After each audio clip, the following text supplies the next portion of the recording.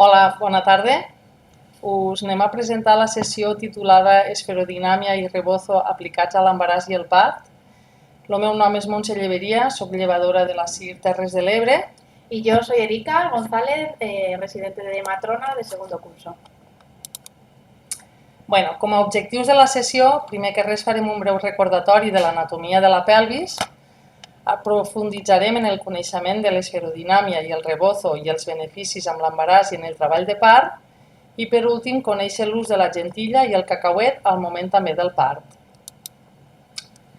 Tots sabem que durant l'embaràs el cos de la dona experimenta una profunda transformació física amb la finalitat d'acollir el fetus i fer-ne viable el seu creixement fins al moment del part. Es produeixen un conjunt de canvis anatòmics i metabòlics fisiològics que poden afavorir l'aparició d'efectes mecànics produïts per l'augment progressiu del tamany de l'úter. És aquí on l'esferodinàmia i el rebozo podrien proporcionar beneficis durant l'embaràs, amb aquests canvis anatòmics. Llavors, el part, també tots sabem que el part és un dels esdeveniments més importants a la vida d'una dona i la vivència d'aquest procés és millor si és poc o gens medicalitzat. És necessari oferir a la dona recursos farmacològics i no farmacològics per a una millor gestió del dolor. Doncs els recursos no farmacològics estaria també l'esferodinàmia i el rebozo. Ara, primer que res, per entendre millor aquestes dues tècniques, us explicaré 4 cosetes de la pelvis. La pelvis, suposo que tots la coneixeu, està formada per 4 ossos, 2 ilíacs, el sacre i el coxis. I aquests ossos s'articulen entre si formant 3 articulacions, la símfisis del pubis i 2 articulacions sacroilíaques que serien les representades en color verd. I també estaria formada per 3 articulacions extrínseques, més ben dit, 3 articulacions. Hem de tindre en compte que la pelvis s'articula amb la columna vertebral a través de la L5, formant l'articulació lumbosacra, i s'articula amb el fèmur, formant l'articulació del maluc. La pelvis és mòbil, té una petita mobilitat. En funció del pla en què vulguem representar els moviments, existiria la nutació o la contranutació sacra, la nutació o la contranutació ilíaca, amb el pla frontal abducció ilíaca, i amb el pla transversal tindríem la rotació interna, externa i ilíaca del maluc. El tipus de moviment de l'articulació del maluc i de la columna lumbar influeix directament en el moviment de la pelvis. Aquí ara us passaré un vídeo per a que pugueu veure, de manera exagerada, això sí, com se pot moure la pelvis a través de les articulacions.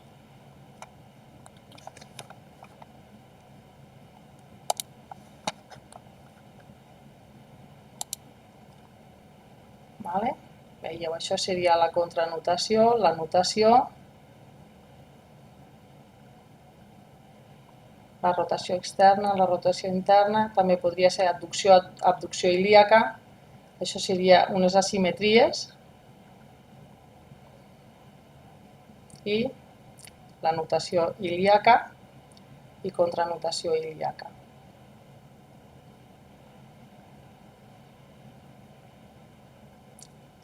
Abducció ilíaca. Són moviments exagerats però que ens ajuden a prendre una consciència més important del moviment de la pelvis.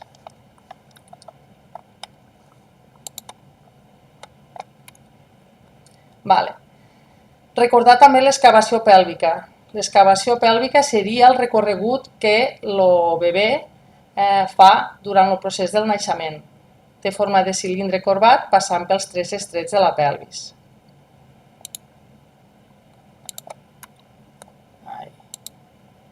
Espereu que no me va. Voy. Això ha sigut el sortir per passar el vídeo.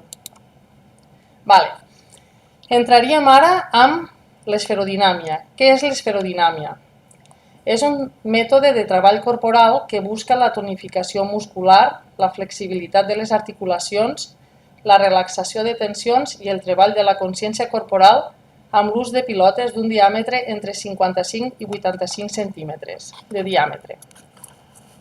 La pilota proporciona una superfície suau on poder-se asseure o recolzar mentre es realitzen exercicis. Cal assegurar la mida adequada en funció de l'alçada de cada dona.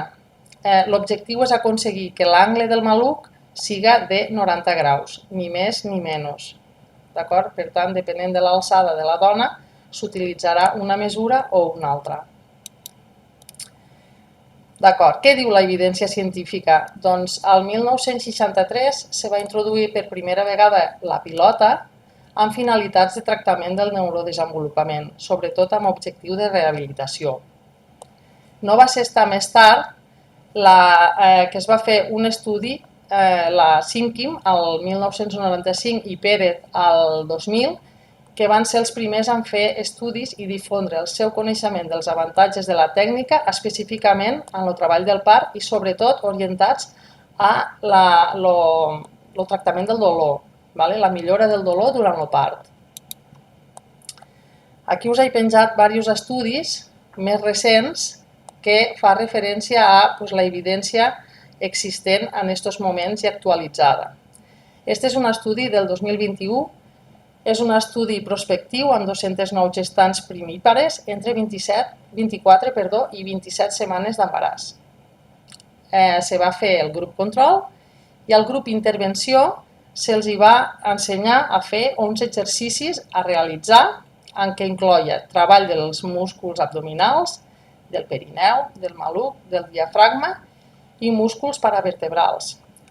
El grup control, les dones del grup control havien de realitzar aquests 11 exercicis de 3 a 4 cops a la setmana durant 30 minuts. Les conclusions van ser que els exercicis amb la pilota de part poden alleugerir la fatiga i el dolor lumbar a partir de la segona meitat de l'embaràs, reduir la taxa d'episiotomia i promoure el part vaginal espontani. Aquest altre estudi del 2018 és un assaig controlat aleatori amb assignació oculta. Se va fer amb dones amb inici espontani del treball de part de més de 37 setmanes a partir dels 4-5 centímetres de dilatació.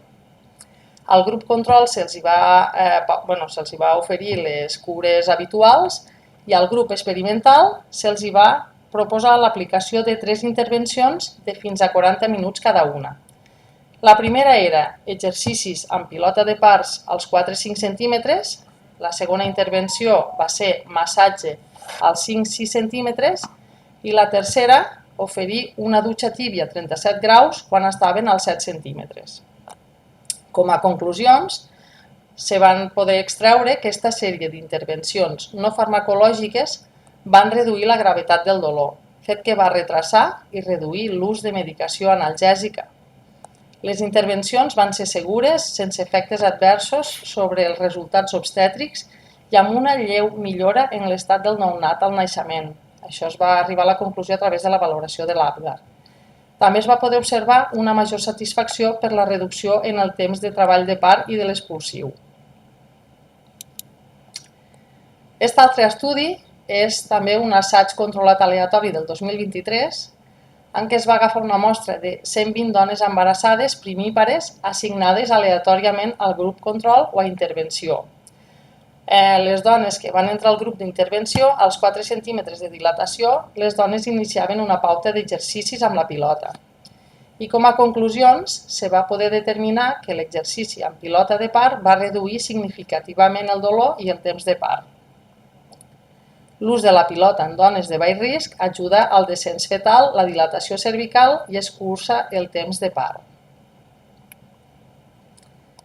Un altre estudi amb disseny quasi experimental del 2018 amb una mostra de 120 dones nulípares de més de 37 setmanes de gestació amb inici espontani del treball de part.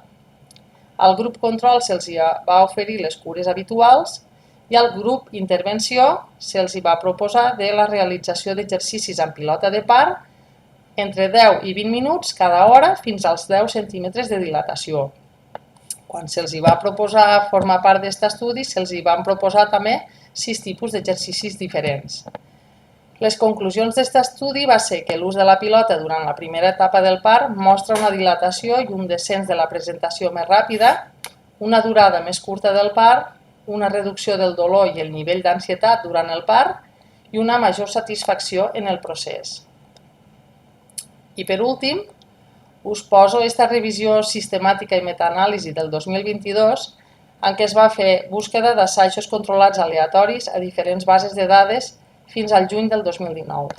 I també, com a conclusions, sobretot, si us hi fixeu, les revisions, els estudis, sobretot sempre on hi ha més evidència és amb el control del dolor. Com a conclusions, el dolor del part és un mètode eficaç per reduir el dolor del part en dones sense epidural. No va haver una diferència significativa en la incidència de part vaginal espontani, part per cesària o laceracions perineals, com a resultat d'aquesta revisió. Una vegada feta la revisió bibliogràfica, se pot extreure que els beneficis durant la gestació són múltiples. Entre ells, la correcció postural, reducció del dolor lumbar, ajuda a la normalització en les presentacions fetals, relaxació, estirament i enfortiment muscular, entrenament dels músculs del sòl pelvià i de la fàscia pèlvica, ampliació del moviment articular i familiarització de cara al part.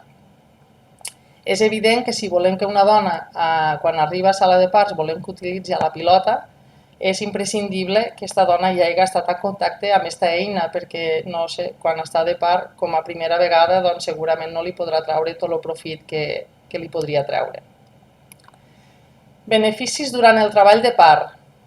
Existeix una millora en el maneig del dolor quan s'utilitza la pilota, una reducció de l'estrès i ansietat, escurçament del temps del treball de part, major llibertat de moviment de la pelvis. Penseu que quan una dona s'asseu damunt de la pilota té la possibilitat de moure la pelvis en totes les direccions i per canviar de posició. Afavoreix l'encaixament de la presentació fetal, menor probabilitat de part per cesària, millora dels resultats neonatals, reducció de l'ús de medicació analgèsica, major participació activa de la dona i de la parella, augment de la satisfacció i efectes psicològics positius. Hi havia algun estudi que no només manifestava efectes psicològics positius durant el treball de part, durant la gestació, sinó que després això repercutia en una millora de l'estat psicològic al postpart, una vegada havia nascut el bebè, perquè la vivència del moment del naixement havia sigut més positiva. Ara, per què aquests beneficis? La justificació dels beneficis. La pilota dona llibertat per canviar de posició, fet que contribueix a la participació activa de la dona i la parella durant el procés de naixement, augmentant la sensació de control i la satisfacció. Els moviments pèlvics lleugers milloren la relaxació muscular que, associada a l'expansió de la pelvis, afavoreix el descens fetal a través del canal del part. La mobilització i la verticalitat durant el treball de part promou l'alineació de l'eix longitudinal del fetus amb l'eix del part, a més d'unes contraccions uterines més efectives, comportant l'escurçament del temps total del procés de part. Estar recolzada sobre 4 punts damunt de la pilota promou un alliberament de la pressió i una posició neutra de la pelvis i la columna, fet que pot alleugerir la pressió sobre els filaments nerviosos de la zona sacroiliaca i reduir el dolor lumbar.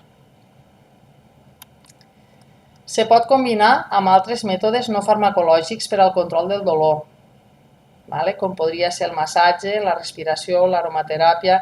No fa falta que la dona, quan utilitza la pilota, sigui la pilota únicament, sinó que es pot combinar amb altres mètodes no farmacològics per augmentar el benestar de la dona.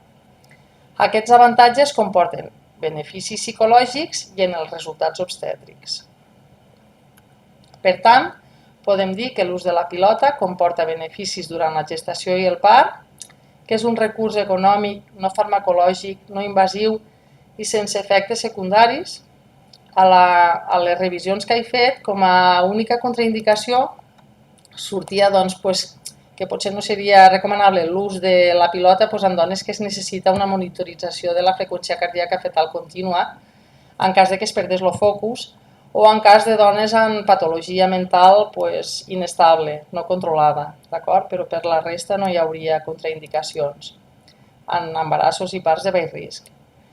Adaptant els moviments a cada fase del part, podem modificar els diàmetres de la pelvis, afavorint la seva evolució, i això és recomanable el coneixement previ per afavorir la continuïtat assistencial. Us he posat una breu pinzelladeta del protocol d'atenció i acompanyament al naixement de Catalunya de l'any 2020, referent al benestar de la dona, mobilitat i posicions durant el part. Si us hi fixeu, no fa menció específica ni al rebozo ni a la pilota, però sí que remarca que és recomanable que la dona adopti les postures que consideri més còmodes, incloent-hi les verticals, asseguda, de peu, a la gatzoneta o laterals, garantint la seva mobilitat sempre en funció de les seves necessitats individuals. Això vindrien a ser recursos que poden començar a conèixer durant l'embaràs per aplicar-ho després al moment del naixement i tindre eines per afrontar millor aquest procés. Ara us he posat diferents moviments, però això sí, bàsics, en esferodinàmia que es podran utilitzar durant l'embaràs i durant el part.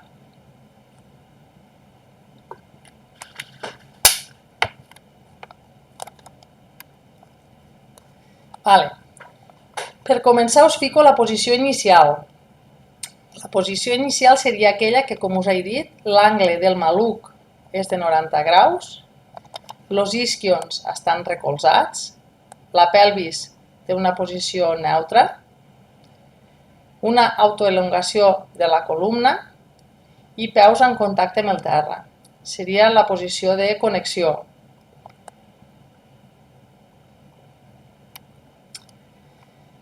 Després, moviment de balanceig anteroposterior.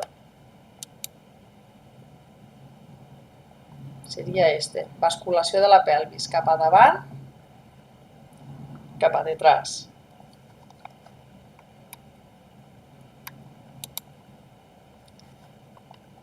Moviment de balanceig lateral. Seria un moviment lateral de la pelvis, cap a un costat, cap a l'altre.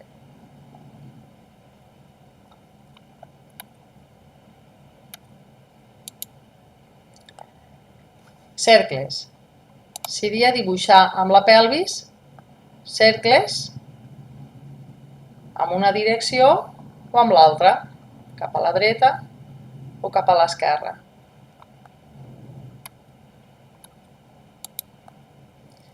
Dibuixar un buit. Seria intentar dibuixar amb la pelvis un buit, passant pel centre, primer cap endavant i després tirant cap atràs, intentant simular el dibuix d'un buit. Primer cap a un costat se podria fer i després cap a l'altre. Sempre moviments lents i combinats amb la respiració. Dibuixar un infinit.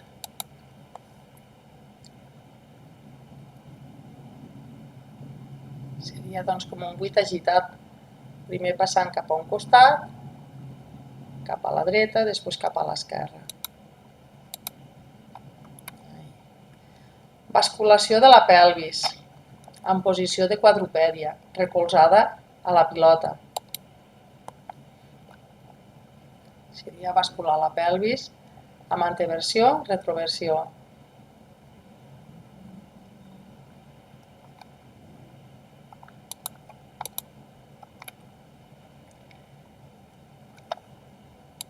Dibuixar cercles amb la pelvis en posició de quadrupèdia.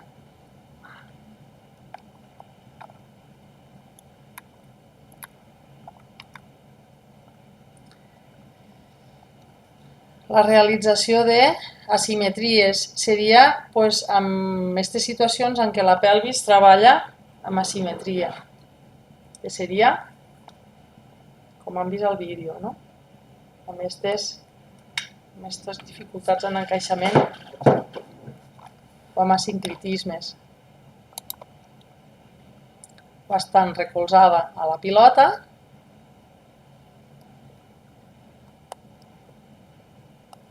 o estan assentada damunt de la pilota directament. També podria tindre un punt de suport aquí per a donar-li més estabilitat.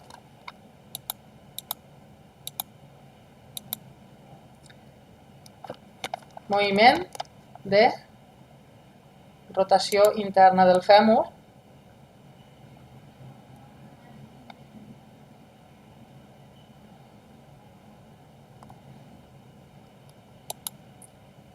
Moviment de rotació externa.